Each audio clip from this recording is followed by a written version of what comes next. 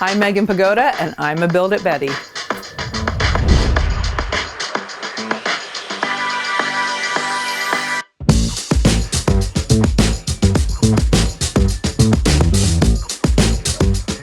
I cannot begin to express how relieved I am to be putting a roof over this house.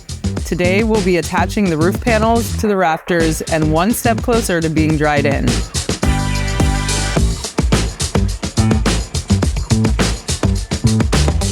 My friend Michael will be coming back over to help me get it done. I really want to check underneath the trailer and see if after all that rain on the floor, if any of that water seeped under there.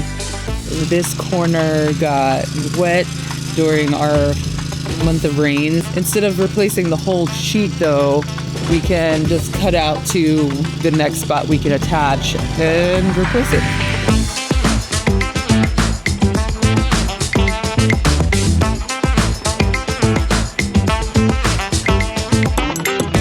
Trying to get ready to put the Tyvek on, so I have another layer of protection on the walls. And I realized I haven't cut out the top windows yet. And when Mountain was here, he was doing it with a Sawzall. I'm gonna try to do it with a skill saw. You put screws in each corner, and then you snap the lines, and then you cut it from the back side.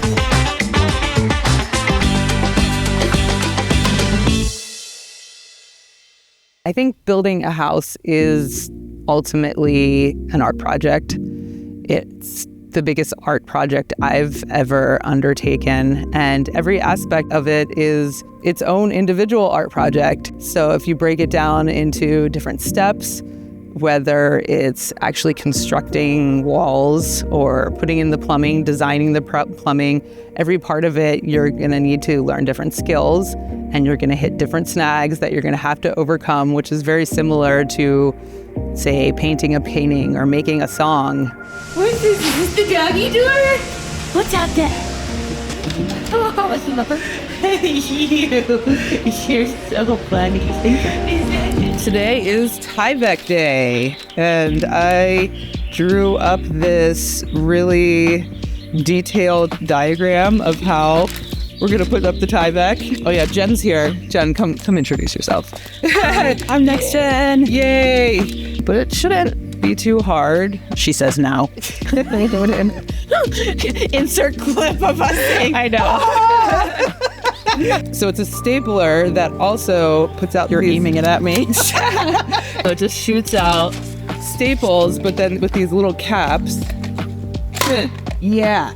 Oh, wow. So this little cap kind of seals it from air, water, anything getting in, and also strengthens the connection. And so you don't have these like sharp edges of a staple on the sides of the Tyvek that like wind or something could rip off. Makes it stronger, more wind resistant, and then just lasts longer.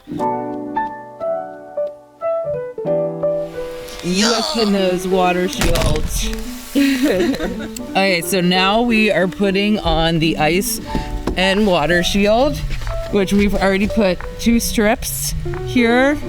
It's basically a giant sticker that smells like tar. Okay, so then we're gonna start in this corner. Not really corner, I guess it's an edge. And we're gonna overlap the now 3rd sheet over the 2nd sheet with like a 6-inch overlap, and they're kind of marked and without wrinkles or bumps. Who wants to put a tool belt on this? We did it! Woo! Oh.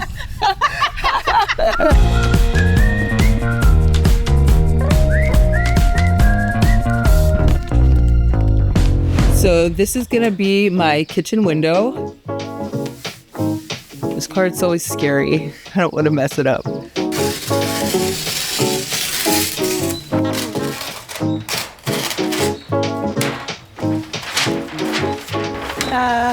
One of the things I haven't totally worked out is how I'm gonna lift this up without getting caulk all over myself. I'm going to lift the window into place and then grab the screw gun and get a couple screws in there.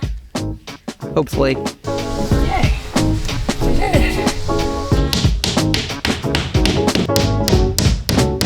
Now I'm gonna finish flashing the outside of the window.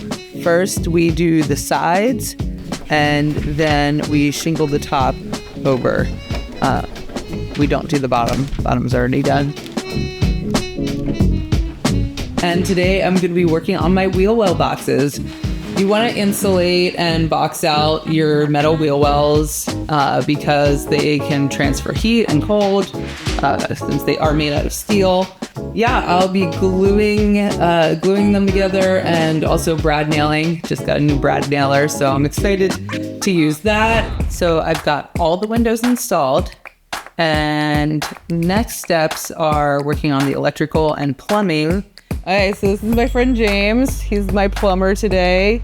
I definitely feel fortunate to have these people in my network and know people that are down to come out and not only do work, but also show me what they're doing and teach me and walk me through the process. Which is a pretty quick study. I'm good at pretending I know what he's talking about. I'm just like, yeah, that totally makes sense.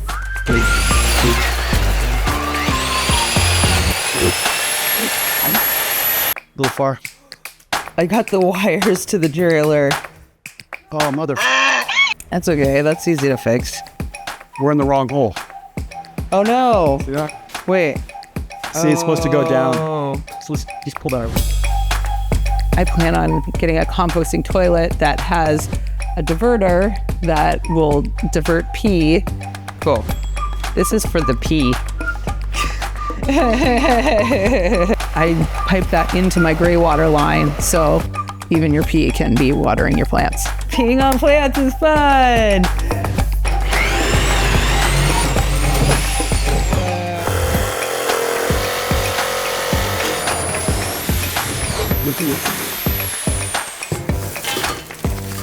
Tola's in the shower. You're in the shower. You're standing in the shower. You hate the shower.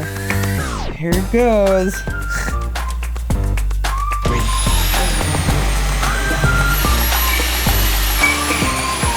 This giant tool is called a hole hog, and it's a high torque, heavy duty, right angle drill used to bore large diameter holes through studs and subflooring.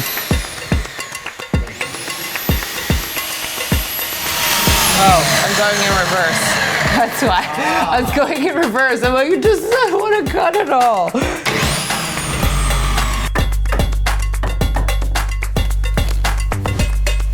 Cool. It's funny, like everyone I tell to, I'm like, I'm building a tiny house. They like always are like, oh, who's your builder? And I'm like, me. I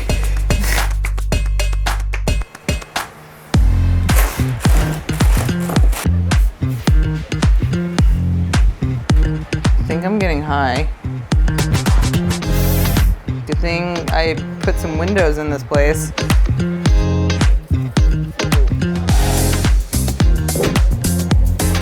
I'll be using copper for any plumbing on the exterior of the house since it can withstand exposure to the elements. The inside will primarily be PEX since it's protected in the walls and much easier to work with. Whoa, laser.